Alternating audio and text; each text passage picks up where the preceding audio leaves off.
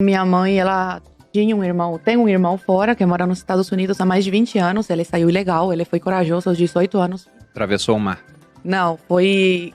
Eu não sei muito bem a história, mas eu acho que ele casou com alguém, foi pra Espanha, mas tudo... E de lá foi. Foi fugido também. Foi fugido, mas foi ilegal, foi uma história... É que muita gente atravessa... Porque foi antes a de barcos eu nascer, eu precários nasci em ali. 99, então naquela época era muito mais fechado do que atualmente.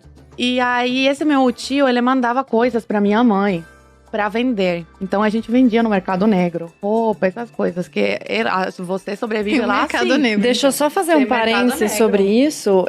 A história da União Soviética, de Cuba e todos esses países que tentam abolir as leis do mercado é a mesma. Sempre é feito o mercado paralelo e se o mercado paralelo não funcionasse, as pessoas morreriam de fome. E a União Soviética foi exatamente assim. Tem até uma história que eu conto no meu curso, que o Lenin inicialmente começou com essa de abolir a lei da oferta e demanda, começou a expropriar tudo e toda a produção de alimentos era no Estado. Só que aquilo, obviamente, não foi suficiente. Se eles não tivessem feito vista grossa para os mercados paralelos Eles que deixavam iniciavam, funcionar. eles deixavam funcionar porque eles sabiam que se eles povo ia morrer de impedissem, as fome. pessoas iam Cuba é morrer assim. de fome. E não só morrer de fome, porque você pega, por exemplo, a União Soviética começou em 17. E em 21, o Ludovic von Mises escreveu a sua tese sobre por que não daria certo. Ele falou, olha, o socialismo não vai dar certo devido ao problema do cálculo econômico. Ele falava o seguinte, os socialistas querem estatizar os meios de produção. Se você toma os meios de produção, tira da iniciativa privada, você destrói o mercado para meios de produção.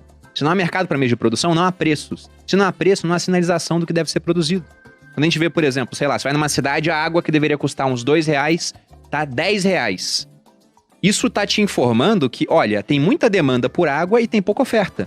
Aí um monte de pessoas vão ver, caramba, não porque elas são boazinhas apenas, alguns querem só ganhar dinheiro. Mas esse é o mérito do capitalismo, né? A gente usa o egoísmo dos outros a favor de todos. Ele olha, caramba, a água tá R$10, eu posso comprar água por R$2 naquela cidade e lá vender por 8, que eu tô vendendo mais barato e vou ter muito mercado. Se muita gente faz isso, muita oferta de água para aquela mesma demanda, o preço cai. preço cai Em países novamente. socialistas isso não acontecia. Isso é uma tanto que eles coisa deixam assim funcionar. muito básica, né? Um conceito muito básico de economia que tentam... esse que é o problema, na verdade, do socialismo. Eles colocam a emoção na frente da razão e aí dá tudo errado. Então, assim, eu acho que o preço de tal coisa é muito caro, que as pessoas não têm acesso, mas a única maneira, e isso os dados provam historicamente, a única maneira de você conseguir levar a produção em massa para as pessoas e baixar o preço das coisas foi através da produção em massa, que veio depois da Revolução Industrial que precedeu o capitalismo.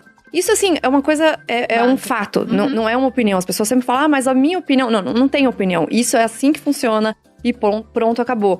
E quando a Zoe conta as histórias dela, é uma repetição de dados que a gente já viu em todas as histórias. Então, quando você vê a bibliografia do Lenin, do Stalin, as pessoas que vêm de Coreia do Norte, de Venezuela, de vários países da África que também estão sob regimes socialistas, é sempre a mesma coisa. Mas, de alguma forma, socialistas brasileiros de outros lugares acham que vai funcionar quando eles fizerem. Aí vai mudar alguma Eles coisa. acham que eles são mais inteligentes. Eles são mais inteligentes. São capazes de colocar o negócio pra funcionar aqui. Com certeza. Eu acho que é o Gianetti que ele chama isso de princípio da contra-indução. Ele fala que uma experiência que deu errado deve ser testada até uma hora Milhões que de vai dar vezes. certo. Mas não vai dar certo nesse caso. Mas, Oi, por favor, continue aí com essa questão. Vocês viviam, então, de vender as coisas no mercado negro. Minha mãe, ela vendia coisa no mercado negro e a gente traficava também, porque a gente era... Não, eu traficava adoro. não. Como é que é quando você consome? Contrabandeava? Não, a gente comprava frango no mercado negro, então a gente era... Um revendedor. Não, é pra comer mesmo. Não, Ah, você tá. consumia o mercado negro também. Exatamente. Vocês vendiam algumas coisas e compravam um frango lá. Exatamente. A gente comprava frango, enfim. Lá funciona desse jeito e para sobreviver a economia de Cuba, eles fazem isso, eles fazem essa vista grossa. Então minha mãe sempre foi muito empreendedora lá em Cuba. Usuário, eu lembrei a palavra, usuário. A gente era usuário de frango. Usuário de frango. Porque era proibido vender comida nesse mercado, assim? Não, amor, entre era aspas? proibido consumir coisa que era ilegal. Porque, assim, as pessoas que vendiam esses frangos e vendem ainda, trabalham em indústria e tal, e eles roubam do trabalho. Ah. Entendeu? E aí vendem no mercado. É um contrabando mesmo. Essa Contrabando de indústria- mercadoria. Por exemplo, lá tudo é estatal? Não tem uma empresa privada? Nenhuma. Não tem. Agora eles abriram algumas brechas, mas não de empresas. É para casas, para você alugar para turista. E não é sempre. Eles abrem por um período e fecham. E aí abrem, depois que a economia começa de novo, e abrem de novo e fecham. Então não é todo mundo que tem como abrir esse negócio. E os impostos são altíssimos, então a maioria tenta ao máximo fazer Ilegal, claro. Exatamente. Mas isso é o maior estímulo, né? Além de tentar acabar com as leis do mercado, eles estimulam que as pessoas não façam nada por vias legais. Não tem como, né? Ninguém vai sobreviver se fizer pelas vias legais. Exatamente. Não faz sentido. Então, assim, você não sobrevive se não for dessa forma ilegal. Você como vender para ganhar dinheiro e também para consumir. Porque, assim, minha avó, meus avós moram lá ainda. E ela estava me falando, a cesta básica em Cuba é 5 ovos por mês por pessoa. Isso não dá pra nada. Isso eles recebem do governo? Da caderneta. Recebem não, né? Você compra. Gente, racionamento. 2021 ainda existe racionamento em alguns países. Tem pessoas que acham que é de graça, né? Que a ditadura dá ovo de graça. Não, eles compram. Então, assim, 5 ovos por mês por pessoa. Carne vermelha não é todo mês que tem.